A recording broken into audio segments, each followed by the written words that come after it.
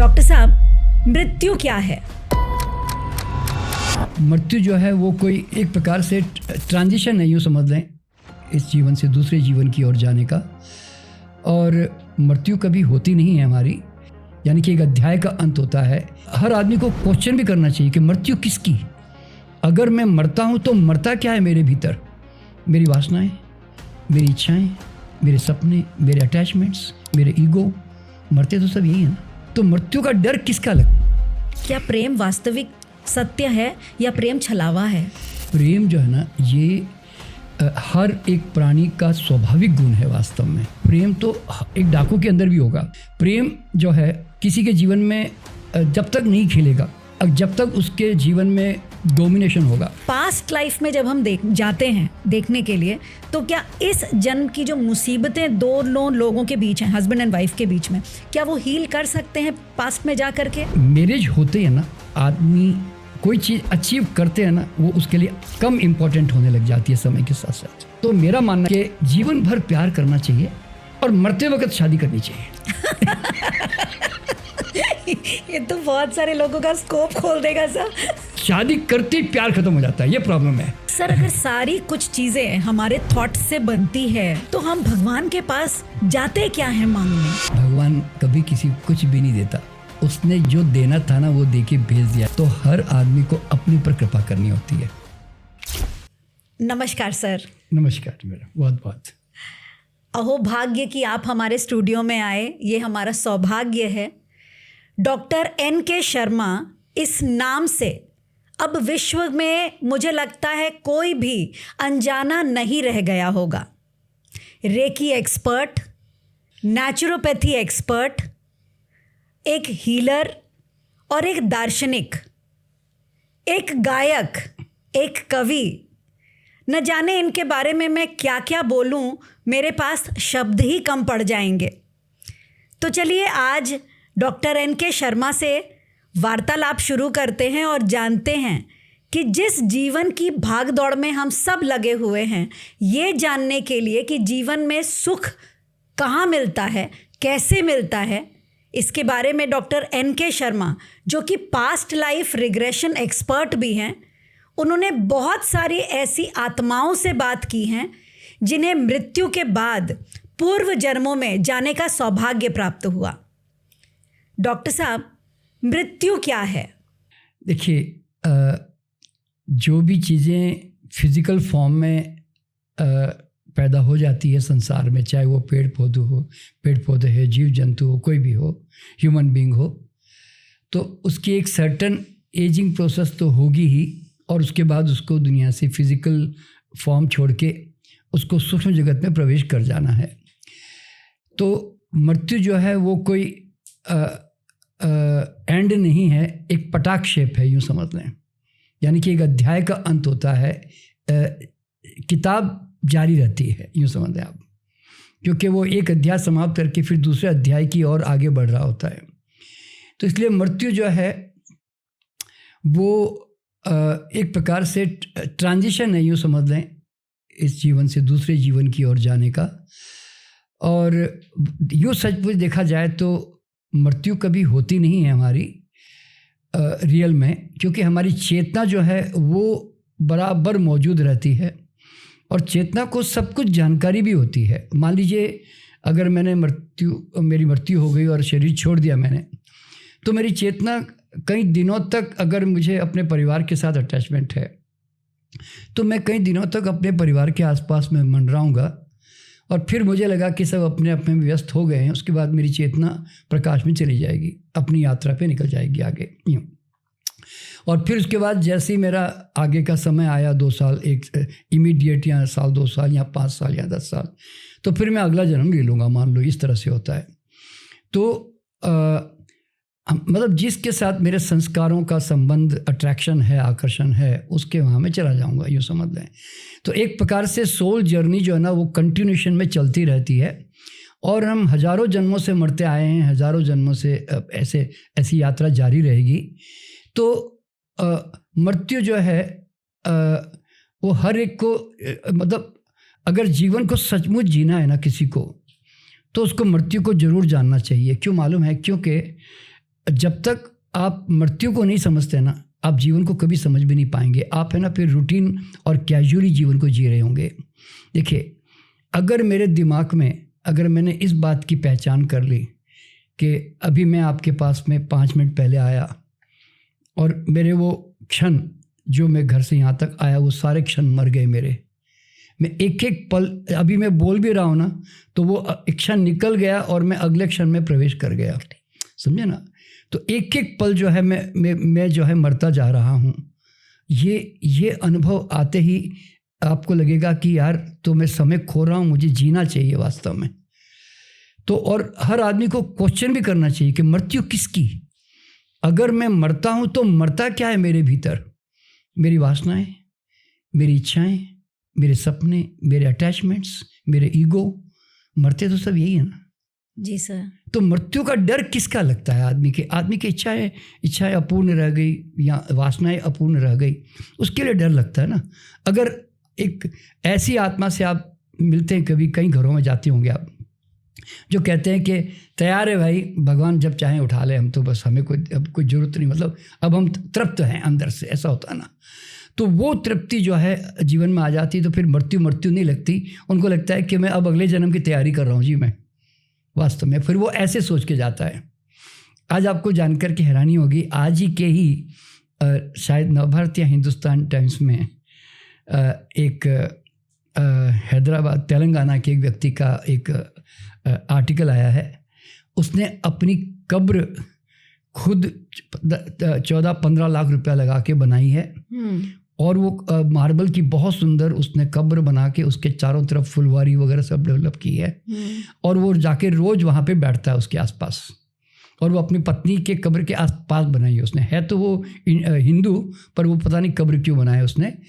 तो वो कहता है कि मैं किसी पर निर्भर नहीं हूँ, बस अगर मेरी जब मृत्यु आ जाएगी तो बस सिर्फ एक पत्थर मुझ पर रखना होगा और कुछ नहीं करना होगा, मैं इतनी तैयारी करके जा रहा हूँ। तो ये जो मृत्यु की जो तैयारी है ना, तो फिर वो जीवन को हर पल अनुभव करता रहेगा कि एक एक पल जो मुझे मिल रहा है वो कितना कीमती है वास्तव में। जी सर, है ना। इसीलिए वो जो गाना सुना ना, आगे भी जाने ना तू, पीछे भी जाने ना तू, जो भी है बस यही पल है, कर ले पूरी आरजू। वाह वाह वाह सर, मैंने एक पॉडकास्ट में ना आपको गाते हुए भी सुना था। तो शुरुआत करते हैं आपके पसंदीदा गीत से सर। 2026 है, आज साल का लास्ट डे है, दिल खोल कर आज मैम के लिए गाना गुनगुना दीजिए। मैडम के लिए? हाँ। अच्छा, अरे वाह, क्या बात है। अब पता नहीं, देखिए मैं तो वो देखेंगी सर, कई साल हो गए गाना छोड़ के, आवाज़ भी अब वो एक समय के साथ साथ में उतनी अच्छी रही नहीं, लेकिन फिर भी कोशिश कर लेता हूँ। जी सर। मेरे लिए तो बस यही पल है हंसी बहार के, मेरे लिए तो बस यही पल है हंसी बहार के, तुम सामने बैठी रहो, मैं गीत गाऊं प्यार के, मैं गीत गाऊं प्यार के। वाह सर वाह, ब्यूटीफुल ब्यूटीफुल सर। मैम ये सुनकर ना, हाँ, खुश हो जाएगी। खुश हो जाएंगी। तुम सामने बैठे रहो, मैं गीत गाऊं प्यार के। सर, प्यार से समझना है कि जैसे हम शादी करते हैं तो कहते हैं ना 7 जन्मों का साथ है, लेकिन मृत्यु किसकी कब हो ये तो तय है नहीं। अगर किसी की अकस्मात मृत्यु हो जाए, पति रह जाए या पत्नी रह जाए, तो फिर 7 जन्मों का साथ कैसे मिले सर? क्योंकि वो आत्मा अगर शरीर से निकलकर दूसरे शरीर में चली जाती है और यहाँ दूसरा इंसान अभी अपना शरीर त्यागा नहीं रहता है, तो वो 7 जन्मों का साथ कैसे रहे सर? सॉरी, आपका मेनका जी नाम है? जी जी हाँ। मेनका जी, एक्चुअल में अगर किसी का बहुत गहरा लगाव है, प्रेम है, और एक व्यक्ति अगर पहले चला गया दुनिया से जी, तो आपको जानकर के हैरानी होगी कि वो जन्म नहीं लेता। वो कई दिन और कई साल तक इंतज़ार करता है। वो चेतना जो है आगे तब तक आपके आसपास नहीं आएगी जब तक उसको अनुकूल नहीं लगेगा कि मेरा जिसके साथ लगाव है वो आ गया है ऑलरेडी।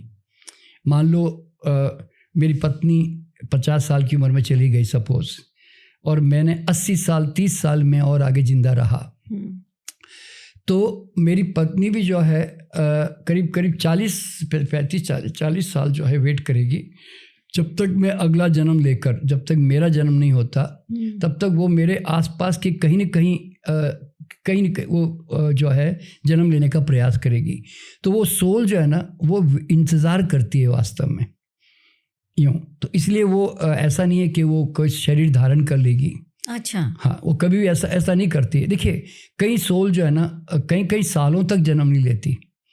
अभी वो जो बड़ी बड़ी आत्माएं होती है वो तो अपनी मर्जी से जन्म लेती है। जैसे ओशो जो है 700 साल के बाद आए दुनिया में वापस, आफ्टर 700 ईयर्स। अच्छा। मेरी बेटी है जो 1000 साल के बाद उसने जन्म लिया वापस उसने।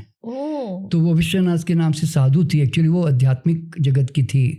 तो उसने अपनी मर्जी से जन्म लिया। वो उसको आध्यात्मिक कोई वातावरण चाहिए था, तो हमारा कोई कार्मिक संबंध नहीं उसके साथ हमारा, लेकिन उसको एक आध्यात्मिक परिवार की जरूरत थी, तो उसने हमें चुन लिया यूँ।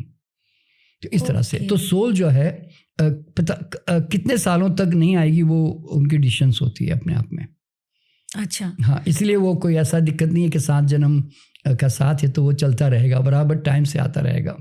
इवन आगे के जन्म में भी मैडम मेरे साथ ही है वापस। हाँ, ये तो आपसे सुना था मैंने सर कि ये आपका 6ठा जन्म है और 7वां जन्म अभी आपका होने वाला है। अभी आएगा नेक्स्ट जन्म जो होगा जी सर, उसके अंदर मैं एक बहुत बड़ा इंडस्ट्रियलिस्ट के रूप में पैदा होऊंगा।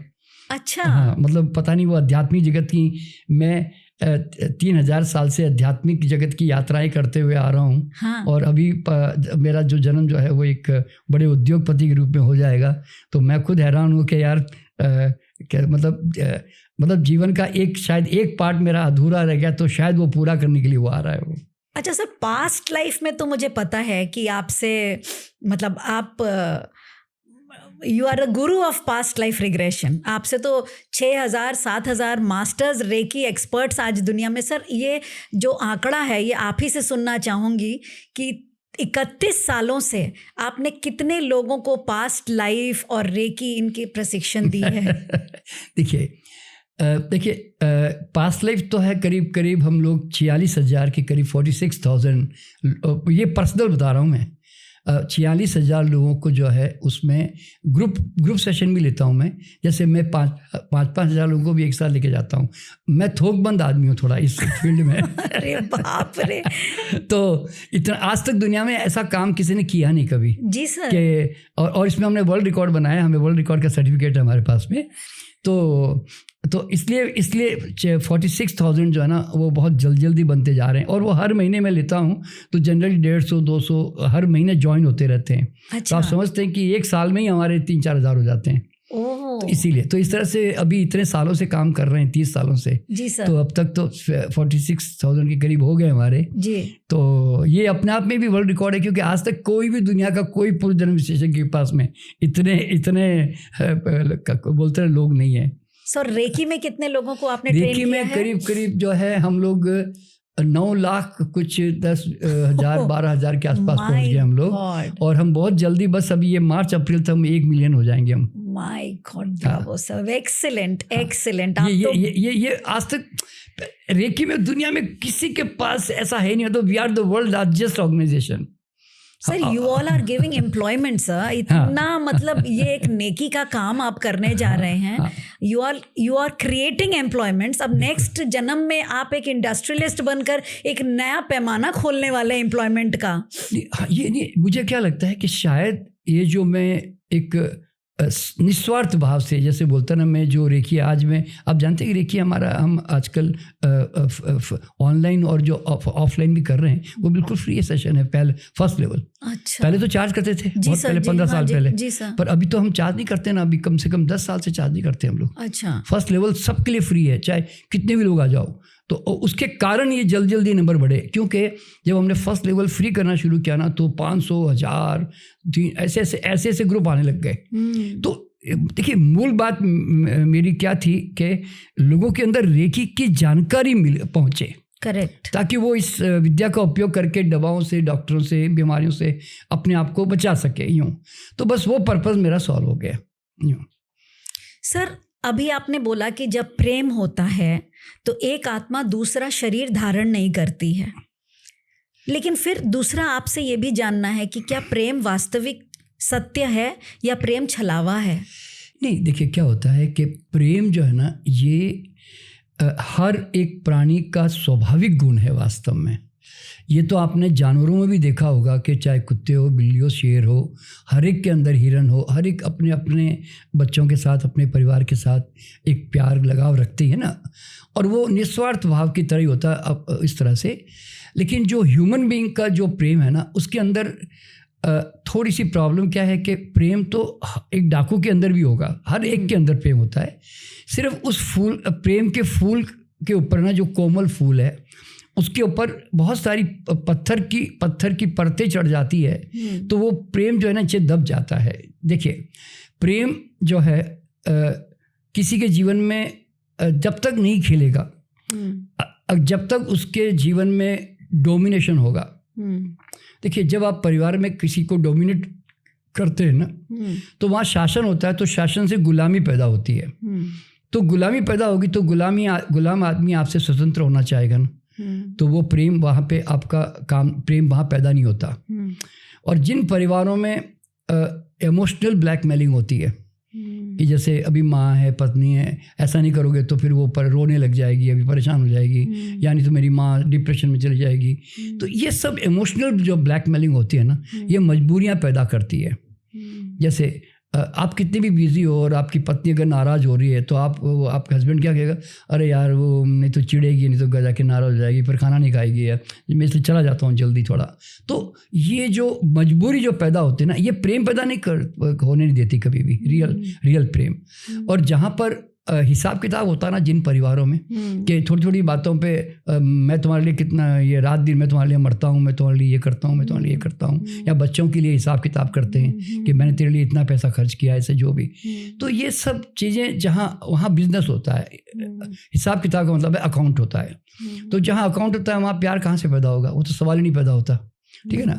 और जिन घरों में अहंकार होता है, ईगो होता है, वहाँ तो वहाँ प्रेम कभी होता ही नहीं, क्योंकि ईगो झुकने नहीं देता, और प्रेम जो है झुकने का काम करता है बेचारा।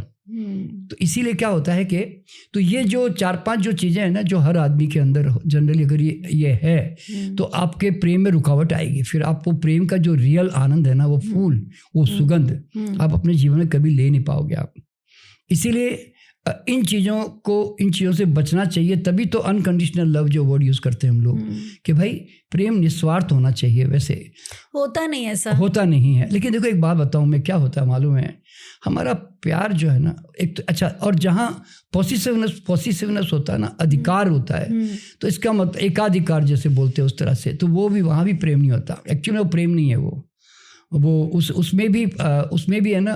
देखिए प्रेम हमेशा ध्यान रखना कि स्वतंत्र करता है आदमी को मुक्त करता है बंधन से, उसको बांधता नहीं, कभी भी ध्यान रखना।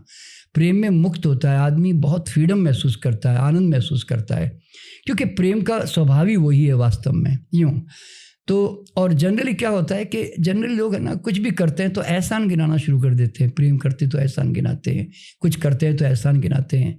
तो ये हर व्यक्ति को समझना चाहिए कि मैंने उसके ऊपर एक कविता लिखी कि कोई किसी पर यहाँ एहसान नहीं करता, इंसान की क्या औकात भगवान भी नहीं करता।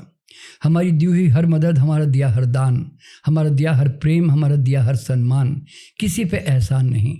स्वभाव की मजबूरी है जैसे पेड़ों का फलना, धरती का जनना, सूरज का निकलना, नदियों का बहना। ये कोई एहसान नहीं है। नदी कहती देखो भैया, मैं अपने स्वभाव से तेरे घर के पास से बह के निकल गई, अब तूने डुबकी मारी, पानी पिया तो तेरी तकदीर, और न पिया तो भी तेरी मर्जी भाई, मैं तो लेकिन मेरे स्वभाव से बह गई बस। तो क्या होता है कि आपने एक बात नोट की होगी कि हम इस संसार में ना सिर्फ और सिर्फ देने के लिए आते हैं ओरिजिनली, क्योंकि हम ईश्वर पुत्र हैं। हम ईश्वर का स्वभाव क्या है? देना। वो कभी आपसे मांगता है क्या? कभी उसने आज तक कोई हिसाब किताब किया क्या? तो आपने देखा होगा पूरे ग्रह नक्षत्र आपको दिए जा रहे हैं, पूरे पेड़ पौधे आपको दिए जा रहे हैं, धरती आपको दिए जा रही है। लेकिन सर हम कार्बन डाइऑक्साइड नहीं देंगे तो ऑक्सीजन मिलेगा कैसे? नहीं, इसमें क्या होता है बताऊं। देखिए क्या होता है कि एज ए ह्यूमन बीइंग ये जो एक्सपेक्टिंग नेचर, ये ईगो नेचर, ये सब स्वाभाविक है, ये कोई गलत नहीं है। पर अगर आपको इनसे दुख पैदा हो रहा है ना, तो फिर आपको इनको सुधारना पड़ता है, यूँ समझ लें आप, ठीक है ना। तो इसीलिए देखिए आज मैं भी मेरे जीवन में परिवारों में जी रहा हूँ, रिश्तेदारों में जी रहा हूँ, लेकिन भीतर इस भाव को लेके जी रहा हूँ कि मुझे तो मेरी सुगंध में खिलना है, और कोई तारीफ करे ना करें उसकी मर्जी, पर मेरी सुगंध खिलने में मैं कोई कमी नहीं रखूँगा। और इस बात की भी चिंता नहीं करूँगा कि कोई मुझे सुनता है, मुझे पूछता है, मुझे देखता है, नहीं देखता है, क्योंकि इन चीज़ों में अगर मैं उलझ के रह गया तो मैं सारे दिन जो है दुखी रहूँगा, मैं हिसाब किताब करता रहूँगा। तो मुझे उसका इंटरेस्ट नहीं है, इसलिए मैं शायद इस तरह की बातें करता हूँ, मुझे ऐसा लगता है। नहीं सर, आप बिल्कुल सही कह रहे हैं। हाँ। लेकिन आज के ज़माने में पति पत्नी ड्यूटी के तरीके से प्यार करते हैं कि भाई मुझे जाना है क्योंकि वो अभी आ जाएगी, भाई वो आने वाले हैं तो खाना गर्म कर लूँ। तो वो प्यार है उनको लगता है, लेकिन होती वो कोड डिपेंडेंसी है। तो इस कोड डिपेंडेंसी लव क्या एक दूसरे पर डिपेंड होना प्रेम है? हाँ, देखिए क्या होता है कि पति पत्नी के जो संबंध होते हैं ना, वो अगर केयरिंग हो रही है ना, तो वो रियल प्रेम ही है वास्तव में, क्योंकि बगैर प्रेम के आप कभी किसी की केयर नहीं कर पाओगे, समझे ना। और बाकी एक होता है कि ड्यूटी की तरह, जैसे रोज़ अपना खाना बना के रख देना, घर साफ कर देना, वो आंतरिक प्रेम जो है कई पति पत्नी में नहीं देखा जाता। जैसे बोलते हैं ना, संबंध को ढो रहे होते हैं आपस में, और मजबूरियों से वो भी कमा के ला रहा होता है, पत्नी भी घर का काम करा के उसकी सेवा कर रही होती है। थोड़े दिनों का प्यार होता है सर, उसके बाद पता चलता है एक कमरे में पति सो रहा है, दूसरे में पत्नी सो रही है। सॉरी, हाँ जी। तो जनरली देखिए अधिकतर जो परिवारों में 80% मैं ऐसे परिवारों में देखता हूँ कि एक जो रियल लव है वो मिसिंग होता है। देखिए क्या होता है, इसका कारण क्या है मेनका जी के जब हमारा एजुकेशनल सिस्टम में इसकी सबसे बड़ी गड़बड़ी है। क्यों मालूम है, हम जब एजुकेशन ले रहे होते हैं ना, तो हम जीवन से संबंधित कोई भी हमें एजुकेशन नहीं मिलता, हमें इन्फॉर्मेशंस बहुत मिलते हैं। जैसे अभी मान लीजिए कि कल मैं इस संसार में आया हूँ, तो क्या क्या क्षमताएं और शक्तियाँ लेकर आया हूँ, इसकी जानकारी मुझे कभी मिलती नहीं है, मुझे बाद में जाके पता करनी पड़ती है। करेक्ट, ठीक है।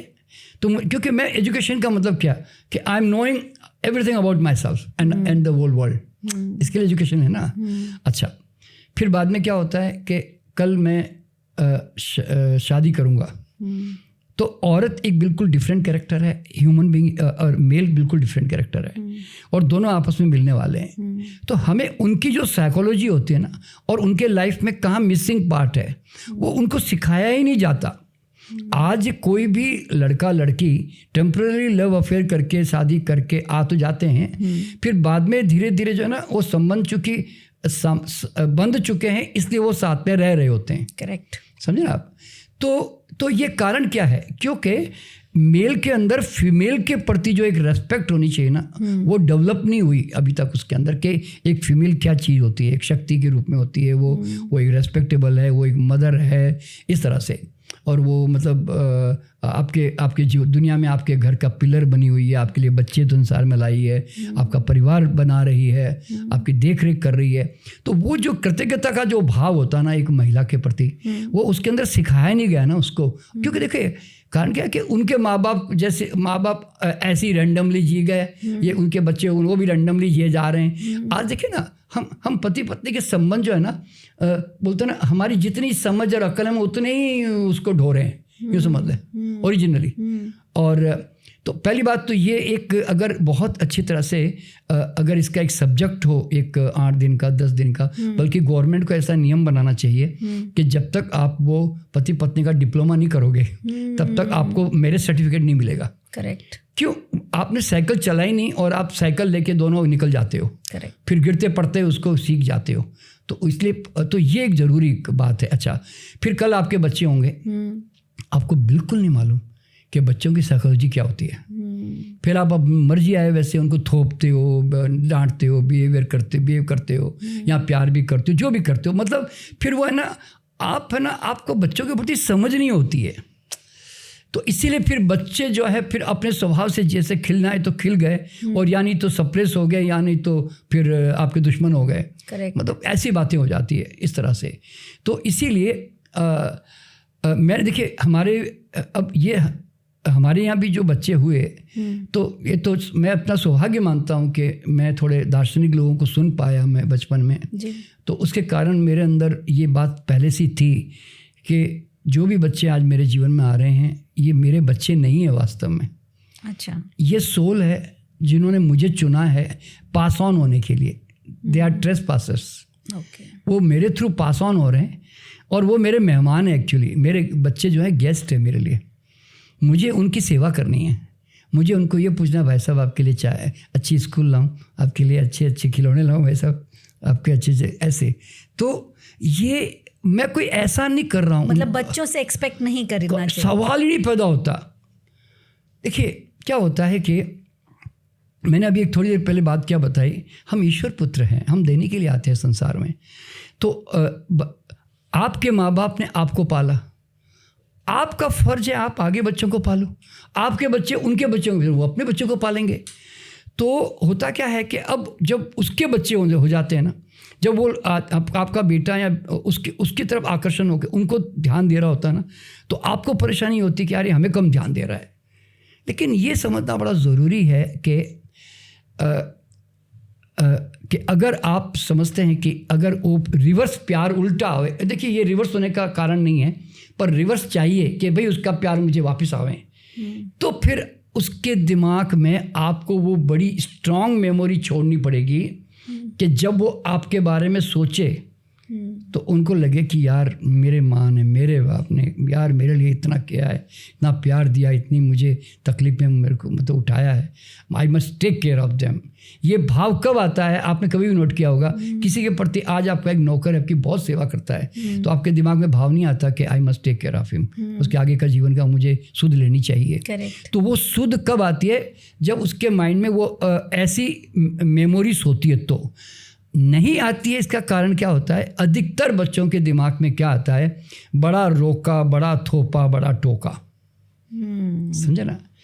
देखिए एक बात ध्यान रखिएगा, ह्यूमन नेचर जो है ना वो हमेशा कमी को पहले देखता है, उसका नेचर है वो। देखिए एग्जांपल, एक जैसे अगर एक सफ़ेद बोर्ड पे अगर आप एक काला डॉट लगा दो और 99.99 तो सफ़ेद बोर्ड है लेकिन एक काला डॉट है, बच्चों से पूछोगे बच्चों क्या है, सारे बच्चे बोलेंगे सर काला डॉट है, उनको सफ़ेद दिखाई नहीं देगा, बता रहा हूँ मैं आपको। करेक्ट। तो life is also like that. हम लोग क्या करते हैं, अब जैसे पत्नी में 1-2 गुण थोड़े कमज़ोर होंगे और पति में 1-2 कमज़ोर होंगे, आपके बच्चों में 1-2 कमज़ोर होंगे। अब आप देखना, जब भी आप पत्नी की तरफ देखोगे, आप है ना पूरा सफ़ेद छुपा के उसके 2 काले डॉट को सामने लेकर आओगे। ये चिढ़ती बहुत है यार, ये यार सामने बहुत बोलती है यार। तो बस वो इतनी सी बात को लेकर पूरा उसका 99% जो अच्छा है ना वो सारा पार्ट छुपा देंगे। और बाद में जब कभी कोई अगर पूछे तो पत्नी कैसी है, नहीं यूँ तो बहुत अच्छी है, ऐसी बात नहीं है, तो मतलब वो फिर ऐसे बोलेगा। तो फिर वो ये बातें क्यों करता है तू? और इसी तरह पति के साथ भी ऐसा ही है। अब बच्चों के अंदर भी क्या है, पढ़ता नहीं है ना, और बाकी बच्चा आपका बहुत बढ़िया है, तो अब वो पढ़ता नहीं है, वो मेरी बात नहीं सुनता, मेरे सामने जवाब देता है, तो बस वो उन बातों को लेकर हम हमेशा फोकस करके उसके पूरे अच्छे गुणों को छुपा देते हैं। Wow, this is a very good lesson sir, बहुत अच्छी बात आपने बताई। हाँ, तो इसीलिए कभी भी ध्यान में रखना कि हमेशा क्या होता है कि उसके कमजोरियों को पहचानो, लेकिन ये समझते हुए कि आज तक दुनिया में ऐसा कौन आया है। मैंने तो बहुत पहले एक शेर लिखा था कि अब तक कोई फरिश्ता पैदा ही नहीं हुआ। मतलब कोई न कोई खामी यहाँ हर एक बशर में, कोई न कोई खामी यहाँ हर एक बशर यानी कि इंसान में कोई न कोई खामी हर एक बशर में अब तक कोई फरिश्ता पैदा नहीं हुआ। तो मतलब ये कि human being is like that, तो you have to accept them. तो इसलिए माँ बाप को अगर वापस बच्चों से प्यार चाहिए ना, तो उनके अंदर है ना कोई भी इस प्रकार की चीज़ें मत दो कि जिसके लगे कि यार बड़ा डोमिनेट किया मेरे बाप ने, मेरी माँ ने, बड़ा पोसेसिवनेस रखा, अरे बड़ा हिसाब किताब किया मेरे बाप ने, ऐसा होता ना। तो फिर आपको बताइए वो तो आपसे छुटकारा चाहेगा ना। करेक्ट है, बहुत अच्छी बात बताई सर। लेकिन एक बात बताएं सर, पास्ट लाइफ रिग्रेशन के लिए जब लोग आते हैं आपके पास तो दुखी होकर के ही आते हैं? हाँ जी कोई खुशी खुशी तो पिकनिक स्पॉट पे नहीं चलता, चल देख कर आते हैं पिछले जन्म में कहाँ खाना खाए थे, ये सोच के तो कोई आता नहीं है। तो अब आपने ये बात बताई कि पहले उनको पढ़ना चाहिए कि वो क्या विवाह के लिए तैयार हैं, और 99% लोग विवाह के लिए तैयार नहीं होते, they are ready for fun. वो वैलेंटाइन वीक मनाने के लिए ठीक है, लेकिन विवाह की जिम्मेदारी तो उनके उम्र के हिसाब से पेरेंट्स ने या तो कर दी होती है या जोश में आके वो शादी कर लेते हैं।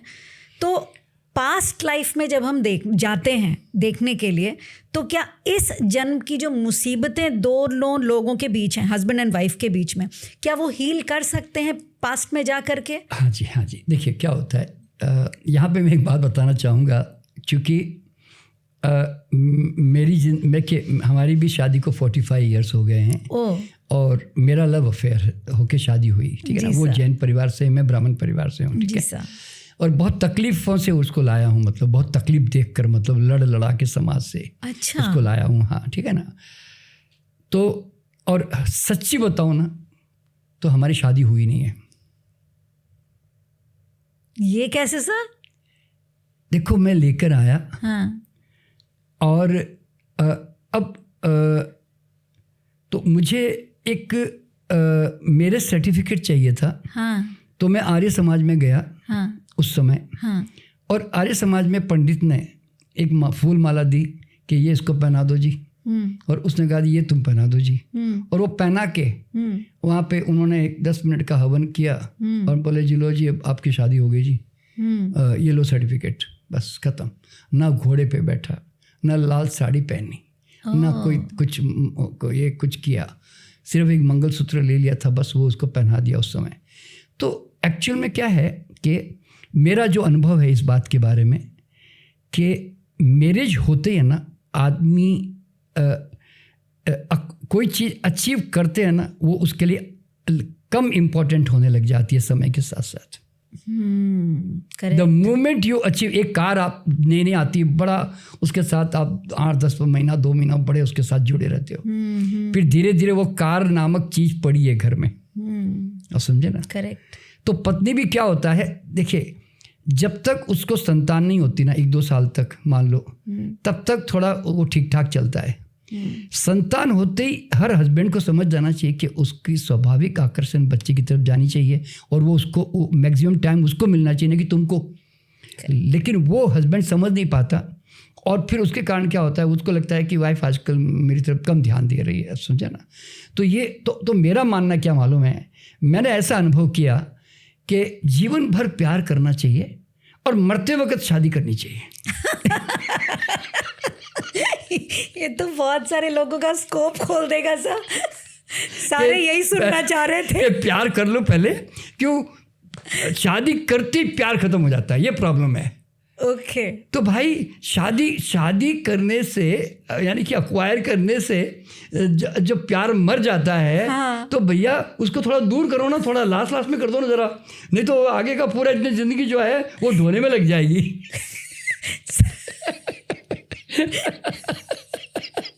बहुत लोग खुश हो जाएंगे। तो देखिए क्या होता है कि कभी भी ध्यान रखना, प्यार पॉसेसिवनेस नहीं है, प्यार एक दूसरे के प्रति अंडरस्टैंडिंग है, ठीक है ना। तो इसीलिए आज हम 45 साल के बावजूद भी है ना, हम बड़ा एक प्यार और रेस्पेक्टफुली जी पा रहे हैं आपस में, क्योंकि हम उसकी आइडेंटिटी, उसकी वीकनेस, उसकी स्ट्रेंथ हम उसको समझते हैं। देखिए, प्यार का मतलब होता है उसकी हर कमी, उसकी हर कमजोरियां, हर अच्छाई, उसकी स्ट्रेंथ को स्वीकार करना और अपनी इसके लेके सारे दिन उसको तराजू में तोलते नहीं रहना कि आज मेरी बीवी इतनी अच्छी है, कल मेरी बीवी इतनी ख़राब हो गई।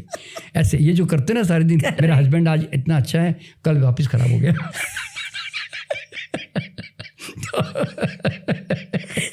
सर, आप तो एक कॉमेडी सर्कस में भी जाने के लायक के सर, हंसते हंसते मैंने आज तक किसी पॉडकास्ट में इतना नहीं हंसा।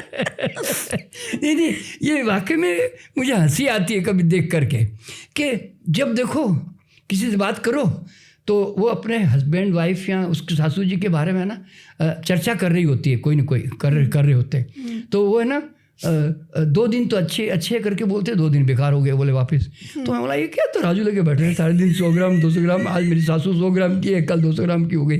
तो ये जो है ना, ये सब इससे मिलता कुछ नहीं है, तुम अच्छा जीवन खो देते हो उसके कारण फिर ऐसे।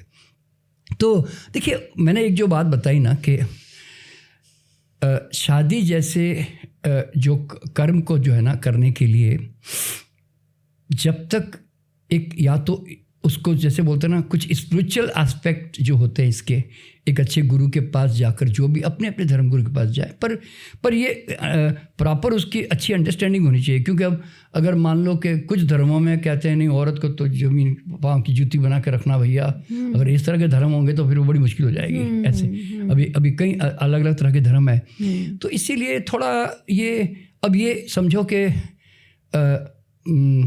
ये मतलब शादी करने से पहले सारी नॉलेज उसके पास होनी चाहिए बस, ताकि वो अवेयरनेस के साथ जावे बस। Correct sir. सो PLR में जब जाते हैं तो दुखी आत्माएं आती हैं कि भाई ये बन नहीं रहा है, मेरा पति दूसरे के पास चला गया है, आ नहीं रहा है घर, लेट आता है, मेरे को प्यार नहीं करता है। अब हम जानना चाहते हैं कि पास्ट लाइफ में हम क्या थे, क्यों आ गया ये मेरी ज़िंदगी में।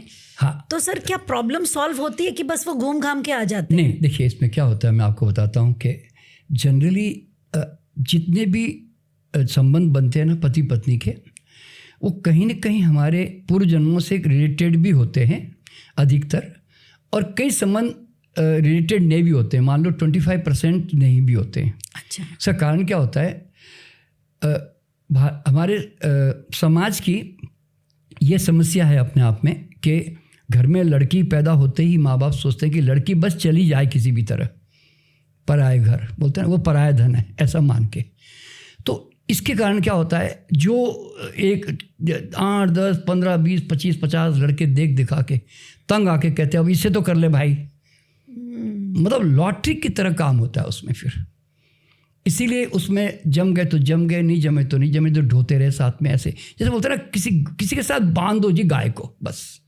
तो ये एटीट्यूड पेरेंट्स के साथ, पेरेंट की मजबूरी हो सकती है, मैं ऐसा नहीं कहता कि पेरेंट गलत करते हैं, लेकिन सवाल क्या होता है, ये हमारा सामाजिक ढांचा है। करेक्ट, ठीक है ना। तो इसके कारण 25% शादियाँ वैसी होती है, लेकिन बाकी 75% शादियाँ जो होती है ना, वो आपस में वो कार्मिक बंधन निभाने की दृष्टि से आ रहे होते हैं। समझे ना आप, इस तरह से। तो इसीलिए अधिकतर जो कई बार एक्सटर्नल अफेयर्स भी होते हैं, ऐसा देखा जाता है। तो देखिए, एक्सटर्नल अफेयर में 2 चीज़ें हैं। एक एक्सटर्नल अफेयर है कि जिसमें आदमी का कैरेक्टर ही थोड़ा लूज है, कि जो वो मतलब जो भी संपर्क में आती हैं तो उनके साथ जुड़ जाता है, मान लो या आदमी या औरत जो भी, तो वो तो चलो उनका नेचर है भाई, तो उसका कोई पास्ट लाइफ से कनेक्शन नहीं होता। अच्छा। लेकिन एक अचानक कोई जीवन में एक ऐसा उसके आदमी या औरत आती है जो उनको लगता है कि इसके साथ मुझे कोई ऐसा लगता है कि इसके साथ मेरा एक नेचुरल आकर्षण है, मतलब मुझे पता नहीं ये क्यों अच्छा लगता है, मुझे इसके पास जाना क्यों अच्छा लगता है, मैं इसके पास जाऊँ, मैं बात करूँ, मैं इसके साथ रहूँ। लेकिन वो सबसे बड़ी इंपॉर्टेंट बात क्या होती है, वो शरीर का आकर्षण उसमें गौण होता है, बहुत छोटा होता है, नहीं के बराबर होता है। उसमें उसको लगता है कि यार पता नहीं मेरा क्या इसके साथ संबंध है, मैं क्यों इसके लिए मरता हूँ, ये मुझे समझ में नहीं आ रहा है, ऐसा होता है ना। तो ऐसे संबंध बनते हैं बहुत जगहों पे। इवन जेंट्स के साथ भी बनते हैं। जेंट्स को कोई लेडीज़ मिलती है और औरत को भी कई बार ऐसे आदमी मिलते हैं, पर वो सामाजिक संकोच के कारण जो है ना, इन चीज़ों को हो सकता है कि फ्रंट पे लेकर ना आवे, लेकिन एक्चुअल में अगर देखा जाए ना तो वो बिल्कुल नियम से अपने उनके साथ जुड़ रहे हैं वो लोग। अच्छा, हाँ, ये पास्ट लाइफ से पता चलता है। ये उसमें पता क्या चलता है कि मान लो आपका किसी के साथ एक एक्स्ट्रा मान लो संबंध बन रहा है आपका, और उसके साथ वो आप उसके प्रति बहुत डेडिकेटेड हो, एक प्रकार सिंसियर डेडिकेशन, वो कोई वासनात्मक संबंध नहीं है। तो उसका कारण क्या होता है कि पिछले जन्म में शादी उसके साथ आपकी होनी थी, आपके साथ प्रेम था, और सडनली उसकी डेथ हो जाती वहाँ पे। आप समझे ना। और या नहीं तो आपकी शादी करनी थी, लेकिन उनके रिश्तेदारों ने उसको जबरदस्ती शादी करके किसी के साथ भेज दिया। समझे ना, आदमी को या औरत को जो भी है। तो उस चक्कर में क्या होता है कि वो आधी अधूरी जो उसकी वासना रह, मतलब उसकी जो वो रह गई ना कामना, तो वो जो है फिर इस जन्म में आकर वो सोल जो है ना उसके आसपास आने लगती है अपने आप समय के साथ साथ। अच्छा। और फिर वो अट्रैक्शन बनता है। अब देखिए, मैं आपको हैरानी की बात बताता हूँ। जब मैं उनको आगे के जन्म में, मैं ना 100 साल के बाद भी लेके जाता हूँ, भविष्य में भी। अच्छा। हाँ, तो उसके अंदर मैं क्या देखता हूँ कि वो उनकी वाइफ बन के वापस आ रही है। अच्छा। और अगर वाइफ बन के नहीं आ रही है तो वो मदर बन के आएगी, सिस्टर बन के आएगी, भाई बन के आएगी, दोस्त बन के आएगी, पर आएगी ज़रूर उसके लाइफ में वापस। तो मतलब सोल जो है ना वो अपना जेंडर बदल सकती है और किसी न किसी रूप में आपके पास पहुंच जाएगी। इवन आपकी बेटी बन के भी आ सकती है। और फिर आपको लगेगा यार इसके साथ इतना प्यार क्यों है मेरा, मैं क्यों मेरी बेटी के पीछे इतना मतलब उसको बहुत केयर करता हूँ।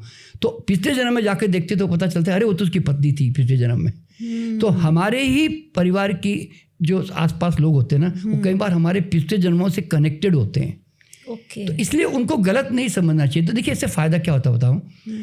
जो महिला मान लो एक डाउट लेकर हमें पास आती, देखो जी वो एक महिला है, उसके साथ उनका बहुत अटैचमेंट है वो, लेकिन वो मैं पूछता हूँ तो क्या आप उससे मतलब आप वो क्या आपको कम केयर करते? नहीं, हमारी केयर अच्छी तरह करते हैं, सब करते हैं, लेकिन वो उसके साथ क्यों संबंध रखते हैं, हमें पसंद नहीं है। तो मैं फिर उनको जब पास में जाती वो देखते हैं ना, तब फिर वो आकर कहते हैं नहीं सर वो बेचारी का कोई दोष नहीं है।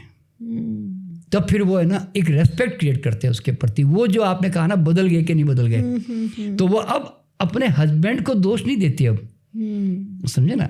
अब वो आकर है ना उस औरत के प्रति भी रेस्पेक्ट क्रिएट करती है और हस्बैंड के प्रति भी कि इस बेचारी की इस आत्मा के साथ मिलन नहीं हुआ पिछले जन्म में, तो शायद इसलिए ये आकर्षण इनके साथ चल रहा है।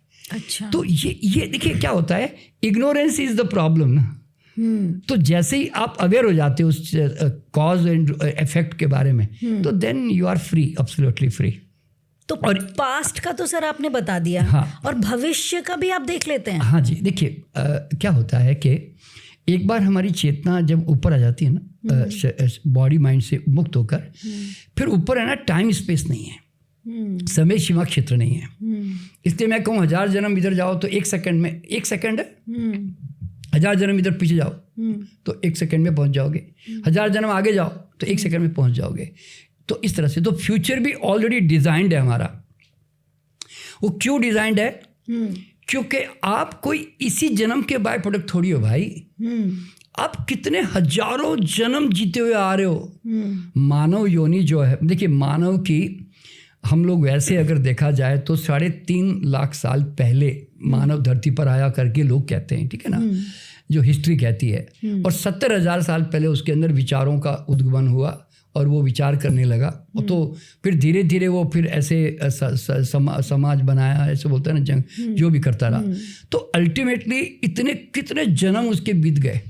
तो एक एक जन्म एक एक ईंट है, यूँ समझ लो। तो जब एक ईंट तैयार होती है ना तो उसकी एक शेडो बनती है। हर every action has an reaction.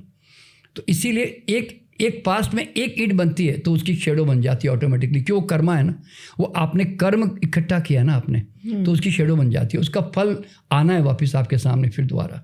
फिर दो जन्म तो 2 ईंट, 3 जन्म तो 3 ईंट। तो वो जन्मांतर की ईंटें जो है ना, उसकी एक शेडो ऑलरेडी डेवलप हो चुकी होती है कई सालों तक आगे। इवन आपकी पत्नी का नाम, आपके कंट्री, आपके बच्चे कितने होंगे, उनका नाम क्या होगा, वो सब ऑलरेडी डिसाइडेड होता है। कौन डिसाइड करता है सर? नहीं, डिसाइड कोई नहीं करता दुनिया में, कोई नहीं है। ये ऑलरेडी डिसाइडेड है का मतलब ये है कि वो ऑलरेडी फ्यूचर में ये नाम जो है ऑलरेडी बन चुके हैं। क्योंकि मैं जब 100 साल के बाद लेके जाता हूँ ना, और जब मैं उनसे पूछता हूँ कि आप अपनी पत्नी को बुलाइए, क्या नाम से बुलाते हो, तो वो बुलाते हैं हाँ जी उसका नाम जो है जी मोनालिसा है जी। अच्छा, आपके पति का क्या नाम है जी? वो बोले जॉन है जी उसका नाम, मान लो ऐसे। यानी तो अगर इंडियन है तो इंडियन नाम बताएंगे। तो मतलब तो ये, और उनके बच्चों का नाम कहते हो, एक का नाम जी, एक का नाम विशाल है जी, एक का नाम राहुल है जी। तो ये सब वो बताते हैं, इस तरह की बातें। तो इसका मतलब ये है कि कहीं ना कहीं ये सब चीज़ें जो, देखिए आपने कभी भी नोट किया होगा, ये सब क्यों ऐसा आता मालूम है आपको? आपके अनकॉन्शियस माइंड में ना सर्टन नाम आपको बड़े फेवरेट लगते हैं, अच्छे लगते हैं। अभी मान लो कोई आपको रोहन करके आपको लगता है ये नाम मुझे बड़ा अच्छा लगता है यार, ये मान लो, यहाँ दिवाकर अच्छा लगता है जी। तो वो आपके मन में रहता है, पर आप उस समय रख नहीं पाए क्योंकि आपके संतान 1-2 हो गई, तो फिर आप वो नाम रह गया। तो वो फिर आपके अनकॉन्शियस माइंड में है। इसलिए जब आपके अगले जन्म में बच्चे होंगे ना, तो आपके मन में अपने आप आएगा इसका नाम तो दिवाकर रखूंगा यार मैं।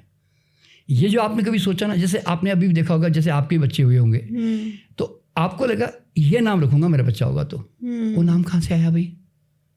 आपके माइंड में अचानक कैसे आ गया? It is all you are, वो आपका ऑलरेडी माइंड में कुछ जन्मों से चल रहा था वो। इसलिए इस जन्म में वो खाली प्रस्फुटित होता है, यूँ समझ लें आप, ठीक है ना, इस ऐसे। तो सर अगर ये चीज़ है तो डेस्टिनी भी इसी को कहते हैं क्या? देखिए डेस्टिनी, जो भाग्य जो वर्ड है ना, देखिए भाग्य क्या है मालूम है? पहली बात तो हर आदमी को ये समझना ज़रूरी है कि इस ब्रह्मांड में कोई ऊपर आसमान में बैठकर तुम्हारे भाग्य का निर्णय नहीं करता। किसी को भी इंटरेस्ट नहीं तुम्हारे अंदर। Nobody is interested in you. भगवान नहीं है ऊपर? भगवान है, पर भगवान आपका भाग्य बनाने में इंटरेस्टेड नहीं है। क्यों? उसने क्या किया, वो सरकार की तरह है। उसने नियम बना दिए, अब समझे ना, और नियम बनाकर वो आपको नियम के अंतर्गत बांध दिया आपको। अब आप उसके अंदर बंधे हुए हो आप। तो अब आप यूँ समझो कि परमात्मा तो एक यूनिवर्स जो है ना, यूँ समझ लो एक एग्रीकल्चर लैंड की तरह है। वो क्या कहता है मालूम है? भाई साहब आप नीम के बीज फेंकोगे, मैं इतना बढ़िया कड़वा फल दूंगा आपको कि मज़ा आ जाएगा जी कड़वापन देख के। और अगर आप आम के बीज दोगे या गुलाब के दोगे तो उसके मैं फल दे दूंगा। तो मेरा काम है बढ़िया फल देना। अफीम चाहोगे तो अफीम दे दूंगा आपको मैं। वो कहता है मुझे क्या, बीज आपका, फल भी आपका, धरती कहती मुझे क्या भैया। तो यूनिवर्स तो एक धरती की तरह ना भाई। तो इसीलिए क्या होता है कि, तो फिर भाग्य कैसे बनता है कि जब हम पैदा होते हैं कई जन्मों से पहले, तो हम मेंटल और इमोशनली जो हम सोच, विचार, भाव, एक्शन, क्रिया करते हैं, वो एक हर एक चीज़ एक फ्रिक्वेंसी है। तो वो सोल के चारों तरफ है ना एक लेयर बना के इम्प्रिंट कर बनाता है, संस्कार के रूप में जो बनाता है। तो हमारा फिजिकल फॉर्म पीछे छूट जाता है, लेकिन हमारी चेतना, आत्मा है ना, वो संस्कार के साथ पैदा हो जाती है। तो बचपन से हम अपना स्वभाव, आकर्षण, विकर्षण, हमारे लाइकिंग, डिसलाइकिंग हम ऑलरेडी लेके आ चुके होते हैं। तो उसका नाम है भाग्य। भाग्य का अर्थ क्या है? अब तक जो तुमने कमाया, जाने अनजाने, होश बेहोशी में, उसका प्रतिफल। अच्छा, अब भविष्य क्यों आपका डेफिनेट बन गया? इसका रीज़न क्या मालूम है? क्योंकि आप है ना कॉन्शियस होकर, आप होश में आकर, आप उसमें नया एक्शन लेकर, उसमें कोई आप परिवर्तन नहीं लेके आ रहे हो। जैसे एग्जांपल, मैंने अपना घर खोल के देखा, उसमें झाड़ियाँ ज़्यादा थी, फूल बहुत कम थे।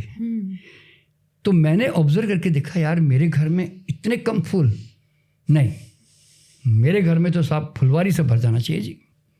तो आपने है ना विल पावर से आपने अभी एक नई डिज़ायर पैदा की जो नहीं थी आपके पास, और आपने क्या किया, फिर उसको इमीडिएट एक्शन में आके आप बाजार भी गए, बीज भी लेके आए, गमले भी लेकर आए और पानी डालना शुरू कर दिया। तो अब आपका आने वाला भविष्य है ना, अब जितनी फुलवारी आपने चाहिए थी ना वो डेवलप हो जाएगी। क्यों? वो आपने चुनी है जानबूझ करके अपनी मर्जी से। अच्छा, समझे ना? तो कुदरत में आदमी के पास सबसे बड़ी ताकत क्या मालूम है कि फ्री विल आदमी को मिली हुई है और he has the power to choose. उसको है ना चुनने की क्षमता है उसके अंदर। अभी मान लीजिए आप मेरे घर आए, अब मैंने आपसे पूछा, अब बहन जी चाय पियोगी, जूस पियोगी कि शराब पियोगी? अब आपने क्या चुनाव किया? बेहोशी में चुनाव किया कि होश में चुनाव किया? करेक्ट। अब उसका प्रतिफल भोगने को आपको तैयार रहना पड़ेगा। समझे ना? तो इस तरह से तो क्या होता है कि देखिए, इस संसार में कोई आपके लिए आके कोई चुनाव नहीं करता, और हम मूवमेंट टू मूवमेंट है ना, हम चुनाव करते, बता रहा हूँ मैं आपको। अभी मेरे दिमाग में थॉट जो चलना चाहिए वो नेगेटिव चलना चाहिए, पॉजिटिव चलना चाहिए, उसका भी चुनाव आप खुद करते हो। अभी मान लीजिए किसी ने आपको गाली दे दी और आपको बात पसंद नहीं आई, तो आप घर में आके ना उस गाली को मल्टीप्लाई करते रहोगे बैठे बैठे। आप कहोगे नहीं, उसने बहुत गलत किया आज मेरे साथ, उसने ऐसी भद्दी गाली दी मेरे को आज, उसने मेरे को बहुत चोट पहुंचाई है। तो आप है ना उस बात को कंटिन्यू मल्टीप्लिकेशन करते रहती हैं आप, क्योंकि वो आपकी चॉइस है। एक आदमी आता है, वो कहता है अरे उसका मुंह, उसकी गाली, कोई मैंने तो ली नहीं तो मेरे को क्या लगेगी।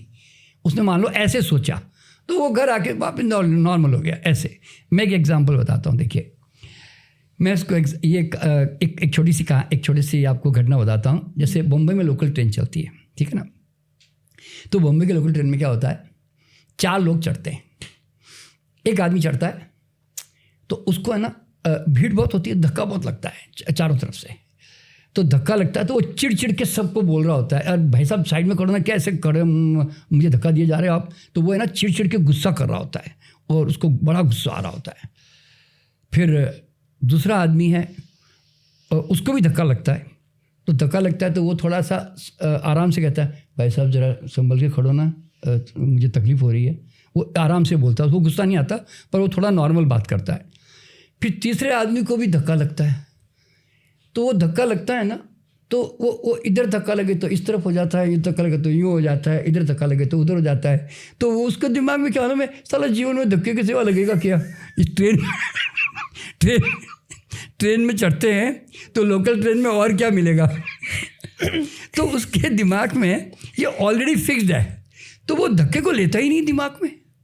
और एक आदमी, चौथे आदमी को धक्का लगता है, तो धक्का लगते ही वो क्या कहता है, उसके अंदर दया, करुणा, प्रेम पैदा होता है। वो कहता है, भाई साहब आपको थोड़ा तकलीफ हो रही लगता है खड़े होने में, मैं एक काम करता हूँ, मैं थोड़ा इधर खिसक जाता हूँ, आप भी इस तरफ आ जाइए थोड़ा सा। तो उसने उस धक्के का प्रेम और करुणा के रूप में इस्तेमाल किया। देखिए, धक्का वही था, ध्यान रखना। और जिसको पहले नंबर वाले को गुस्सा आया ना, वो ट्रेन से उतर कर घर में जाते जाते रास्ते में कुत्ते को पत्थर भी मारेगा, और फिर घर जाके अपने बच्चे या बीवी के ऊपर भी थोड़ा अपना गुस्सा उतारेगा। तो आप ज़रा सोचिए, तो ये हर आदमी का अपना अपना लेने का तरीका होता है, ठीक है ना, इस तरह से। तो इसीलिए 24 घंटे हम किस प्रकार के विचार को, भाव को महत्व देते हैं, वो हमारा कल बनता है, ये हर आदमी को समझना चाहिए। ऐसे अब ज़रा देखिए, अभी मैं एग्जांपल देता हूँ। अभी मान लीजिए मैं आपको एक गाली दूँ, आप देखना आपका चेहरा फक पीला पड़ जाएगा और तारीफ़ करते एकदम पिंक हो जाएगा। तो आप ज़रा सोचिए, गाली देते ही खून सूख गया, 1 सेकंड में सूख गया, पीला पड़ गया चेहरा, और तारीफ़ करते ही गाल पिंक हो गए, तो 1 सेकंड में खून बन भी गया। आप ज़रा सोचिए कि एक थॉट या तो खून बना रहा होता है या बिगाड़ रहा होता है आपका। करेक्ट, बहुत अच्छे से समझाया सर आपने। इंडस्ट्रियलिस्ट तक का तो भविष्य देख लिया था, आप एक एक्टर का भी भविष्य देख लीजिएगा। जो अभी आप ट्रेन के बस वाले जो एक्टिंग कर रहे थे, मैं तो पूरे समय यही सोच रही थी कि सर को थोड़ा सा भविष्य में और भेजना पड़ेगा, इंडस्ट्रियलिस्ट के बाद वाला। सही बात है। सर, अगर सारी कुछ चीज़ें हमारे थॉट से बनती है, तो हम भगवान के पास जाते क्या हैं मांगने? और अगर मांगने जाते हैं कि गाड़ी दे दो, कपड़ा दे दो, पैसे दे दो, तो फिर वो जो जाते हैं, जो नाम जप करते हैं कि मोक्ष दे दो, तो ये क्या है? देखिए, पहली बात तो हर आदमी को ये समझना ज़रूरी है कि भगवान कभी किसी को कुछ भी नहीं देता। उसने जो देना था ना वो दे के भेज दिया। जैसे कोई कहता है ना कि हे भगवान कृपा कर दो, तो भगवान ऊपर से हंस के कहता है मैंने तो कृपा करके भेज दिए भाई, अब कृपा करनी तो तू अपने आप पे कर ले प्लीज़। तो हर आदमी को अपने ऊपर कृपा करनी होती है। तो देखिए, भगवान एक डर से या अज्ञानता से पैदा हुआ वास्तव में, भगवान जो वर्ड है ये, क्योंकि इस दुनिया में भगवान कोई व्यक्तित्व नहीं है, कोई एंटिटी नहीं है, कोई आदमी नहीं है कि जिसको खूब तारीफ की जाए या उसे डरा जाए, ऐसा होता है ना।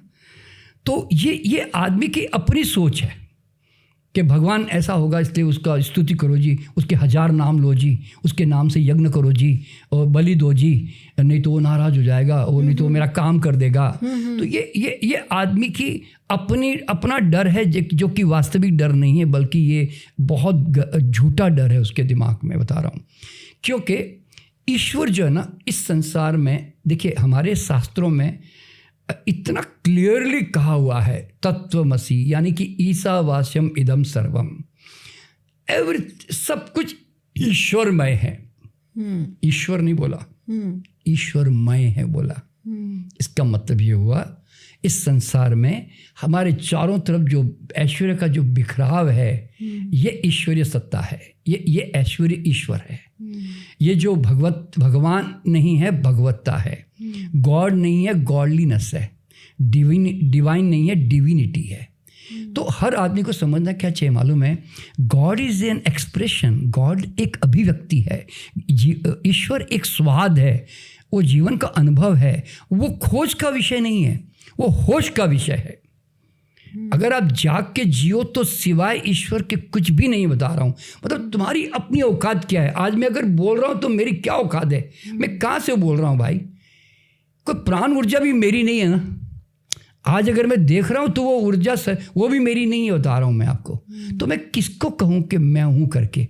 तो वो अहंकार जो सजाता है ना आदमी, वो सजाने का कोई रास्ता नहीं है। तो इसीलिए मैंने एक शेर लिखा, सदियों से लोग न जाने क्यों परमात्मा को रिझा रहे हैं, सदियों से लोग न जाने क्यों परमात्मा को रिझा रहे हैं, खोकर अपना अमूल्य समय खुद को ठगा रहे हैं। अरे परमात्मा कोई व्यक्ति नहीं जिसे खुशामद का इंतज़ार है, परमात्मा कोई व्यक्ति नहीं जिसे खुशामद का इंतज़ार है, परमात्मा तो प्रकृति का नियम है जिस पे चलना ही सच्चा उपचार है। वाह वाह। तो इसीलिए क्या मालूम है, गॉड इज़ ए लॉ। देखिए मैं यूँ कहता हूँ कि ईश्वर जो है ना वो नियम बना के सो गया, वो कुछ भी नहीं करता। आपने भगवान विष्णु का तस्वीर नहीं देखी, क्षीर सागर में सो रहे हैं मस्ती से, तो वो ये सूचना दे रहे हैं भैया मैं तो कानून बना के सो गया जी, अब आपकी ज़िंदगी है जी, अब आपको अगर 24 घंटे रोना चीखना, आपको ना सर फोड़ना है तो फोड़ते रहो जी, और अगर आपको हंसना खेलना नाचना कूदना है तो नाचना कूदना करो जी, मुझे इससे कोई फ़र्क नहीं पड़ता भाई, जीवन तुम्हारा है। तुम यहाँ पे ना फल खा के योगा करके 500 साल जी लो तो तुम्हारी मर्जी, तुम यहाँ पे तंबाकू खा के जंक फूड खा के कैंसर से मर जाओ, 25 साल में हार्ट अटैक से मर जाओ, मुझे कोई फ़र्क नहीं पड़ता भैया, मैंने तो नियम बना दिए भैया। तो ईश्वर कहता है कि मैंने नियम बना दिए हैं और मैं सो गया हूँ।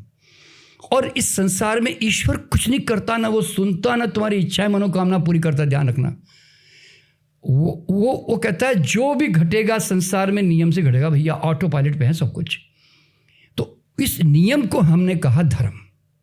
धर्म का मतलब क्या, द लॉ ऑफ यूनिवर्स। हम जो सनातन वर्ड यूज़ करते हैं ना, अब जैसे हिंदू लोग कहते हैं मैं तो सनातनी हूँ जी, अरे भैया सनातनी हो तो इसका मतलब है कि मैं एटर्नल इन्फिनिट लॉ का हिस्सा हूँ। तो फिर सनातन हो तो फिर तुम्हें तो लॉ के साथ चलना चाहिए। तो भगवान को क्यों बीच में लाते हो भैया फालतू में। तो इसीलिए क्या होता है कि मैं ना भगवान से नहीं डरता, बता रहा हूँ, क्योंकि भगवान है वो ऐसा कोई आदमी थोड़ी है जो डरूँ मैं, समझे ना। तो मैं ना नियम से डरता हूँ। क्यों मालूम है, आग में हाथ डालूंगा 100% जलेगा, कोई नहीं बचा सकता। 25 मंजिल से गिरूंगा नीचे, टांग टूटेगी मेरी, कोई बचा नहीं सकता। तो मतलब जो नियम है वो तो नियम है ना। पानी ठंडा है तो ठंडा लगेगा ही, वो ऐसा नहीं कि भगवान का राम नाम लूंगा तो उन्हें लगेगा ना जी ठंडा, तो वो तो मुसलमान को भी लगेगा, क्रिश्चियन को भी लगेगा। तो धर्म जो होता है ना वो हर एक पे लागू होता है। 5000 धर्म है कि 10,000 धर्म है, हर एक के पे लागू होगा। हिंदू मुसलमान क्रिश्चियन तो संप्रदाय है, वो अलग अलग फिलोसफी के, वो उनकी मर्जी, वो कैसे क्या मानते हैं वो अलग बात है, लेकिन सवाल क्या है, नियम सब पे लागू होता है, ठीक है ना। इसीलिए समझना क्या मालूम है कि मैंने इसके ऊपर एक कविता लिखी, नियम से कोई तरे ना पत्थर, घी ना नीचे जाए, कुदरत के कानून में राम ना अड़े आए। वाह वाह। देखिए, और एक कविता और लिखी मैंने इसके ऊपर, सारा जो ब्रह्मांड है ना वो नियम के अंतर्गत है। तो मैंने बताया ना कि धरती की तरह है नियम, तो ब्रह्मांड जो है, धरती को क्या बीज से नाता, धरती को क्या बीज से नाता, जैसा बीज को बोया जाता उसी स्वभाव गुण धर्म को लेकर कड़वा मीठा फल बन जाता। कुदरत का कानून है धरती, कर्म तुम्हारे बीज, एक बीज के फल हजारें, हजार फलों के लाखों बीज। कहे नंद नहीं कोई जगत में नरक स्वर्ग को देने वाला, नर्क स्वर्ग हम स्वयं रचते, पल पल जैसा बीज को डाला। आहार व्यवहार विचार से हर पल बीज जो बोए, पल पल फल बनता गया, अचानक कुछ ना होए। कहे नंद जागे रहो, सचेत रहो हर पल, इस पल बोया बीज ही फल लाएगा कल। वाह वाह वाह वाह। बहुत सुंदर सर।